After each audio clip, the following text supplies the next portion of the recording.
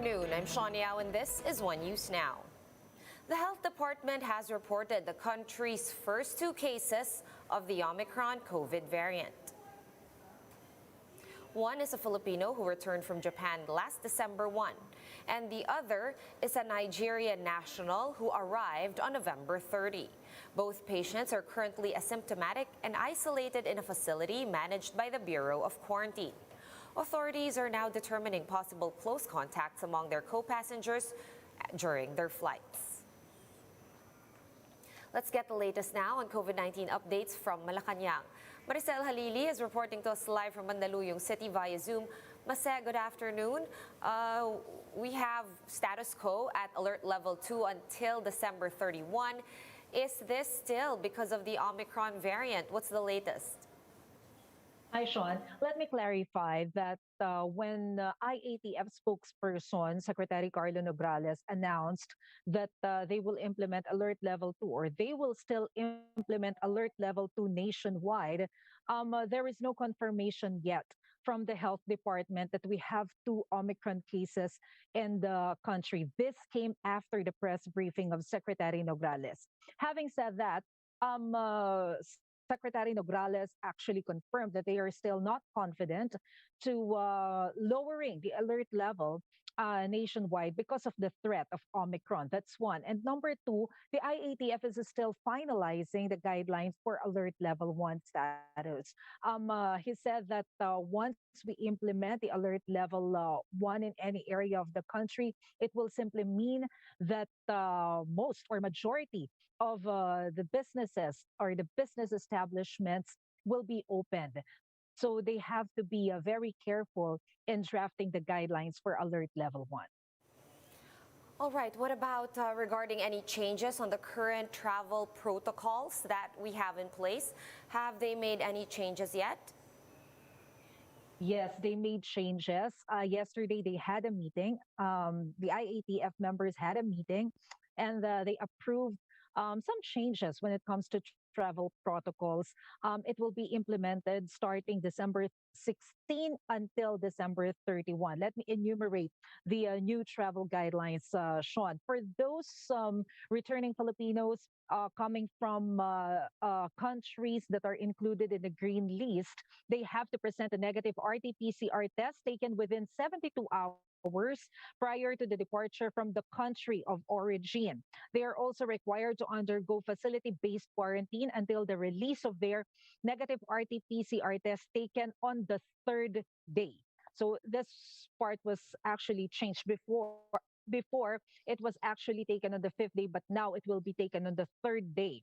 After which, they shall be required to undergo home quarantine until their 10th day, with the date of the arrival being the 1st day. This is for the fully vaccinated individuals who will come from green list countries. For unvaccinated individuals or those partially vaccinated, they still have to present negative RT-PCR test taken within 72 hours prior to departure of the country of origin. They are also required to undergo facility-based quarantine until the release of the negative RT-PCR test taken on the 7th day, after which they shall be required to undergo home quarantine until their 14th day.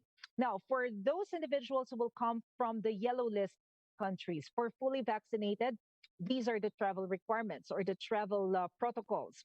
First, they have to present negative RT-PCR tests taken within 72 hours prior to the departure from the country of origin. Upon arrival to the Philippines, they shall undergo facility-based quarantine with an RT-PCR test taken on the 5th day. Regardless of a quarantine result, they shall be required to undergo home quarantine up to the 14th day. Now, for unvaccinated or partially vaccinated, of course, negative RT-PCR is still required 72 hours prior to the departure. Upon arrival, they shall undergo facility-based quarantine with RT-PCR test done on the 7th day. Still, regardless of the negative result, they shall be required to undergo home quarantine up to the 14th day from the date of their arrival. For those individuals who will come from red list countries, well, they will not be allowed to enter the Philippines unless they are part of the repatriation effort, whether it's non-government or government initiated, or unless they are part of the Bayanihan flights. That's the only time they will be allowed to enter the country. Of course, negative RT-PCR test is still required 72 hours prior to the departure. They shall be required to undergo facility-based quarantine with swab tests taken on the 7th day. They may be discharged from the facility upon the release of the negative RT-PCR result, but shall observe home quarantine until the 14th day. That's for the fully vaccinated. For the unvaccinated or partially vaccinated individuals who come from or who will come from the red list countries, negative RT-PCR test is still required. They shall be required to undergo a mandatory 10-day facility-based quarantine with RT-PCR test on the 7th day.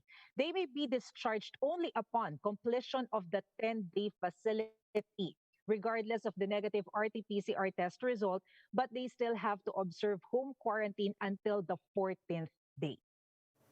On? All right, quite a lot of changes there, Mase. Now, let's move on to economic matters. The country's economic managers have revised the growth target range for the year. What figures are we now looking at, and what prompted this adjustment? Well, we're looking at 5.5% this year. Secretary Nograles explained that the reason behind the change when it comes to the economic target is because we can see improvement on economic numbers. Number one, we see improvement when it comes to the employment rate. And number two, a majority of business establishments are now open and they can accommodate almost 100%.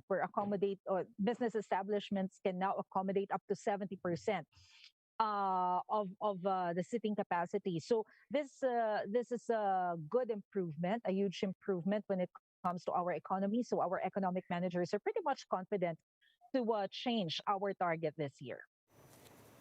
All right, thank you so much for all those updates. Maricel Halili joining us live via Zoom from Mandaluyong. Thanks, Mase. In other news, the Bangko Sentral has identified persons of interest with possible links to the hacking incident involving BDO over the weekend. BSP Director Melchor Plabasan told the chiefs that the persons behind the unauthorized transfers are individual account holders. He clarified that the perpetrators are not employees of the bank. BDO is now processing the refund of close to 700 clients affected by the fraudulent online transactions.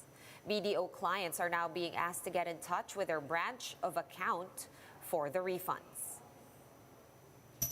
This requires forensic investigation. So it will really take a while before we get to the bottom of the issue. But definitely there are quick wins now. There are more than one accounts and more than one account owners. There are, I think, two or more. The Bangko Sentral is giving itself a month to finish the investigation into the unauthorized transfers from BDO accounts. The Bangko Sentral also said BDO could face sanctions if it is proven that they were not compliant with the BSP's cybersecurity standards. It's very premature to say it right now, but then if we later find out that there are, let's say, non-compliance with our expectations when it comes to managing cybersecurity or money laundering fees, then we can always resort to imposing sanctions or penalties. And some regions in Luzon have started the second round of the government's national vaccine drive today. JC Cosico joins us from Cabanatuan City in Nueva Ecija to give us the latest. JC, what is the LGU's target there for the day? Sean, as of December 13, Cabanatuan City has vaccinated 54% of their over 235,000 population for the COVID-19 jabs. Now, for the three-day national vaccination drive phase 2, the city is targeting to inoculate 20,000 individuals. That is 2,000 lower compared to their target of 22,000 individuals during the first phase of the national vaccination drive. Now, for the phase 2, they have 15 vaccination sites here, and so far no problems in terms of manpower and syringe supplies. Sean. How many people have been vaccinated in the province in total so far? Sean, we have yet to ask details from the Provincial Health Office as to the number of individuals vaccinated in the whole province of Nueva Ecija. But for Cabanatuan City, they're targeting to fully vaccinate 70% of their eligible population by the end of the year. Sean. All right, JC, I was just wondering if there were any other issues that the LGU there is dealing with regarding today's vaccination drive. Is the turnout okay for one? Sean, according to the city health officer, vaccine preference and hesitancy remain to be a problem in their inoculation drive, as some individuals tend to be choosy on the specific vaccine brand. Now, as to the supply of syringes and manpower, there are no problems as to that. Sean. All right, thank you so much for that update and stay safe. That was JC Cosic of News 5 reporting to us live from Cabanatuan City in Nueva Ecija. For more updates, visit News 5, The Philippine Star, and Business World online. Visit our website, onenews.ph, for more in-depth analysis. You can also catch One News on the Signal Play app. Register for a free account at www.signalplay.com and stream One News live anytime, anywhere.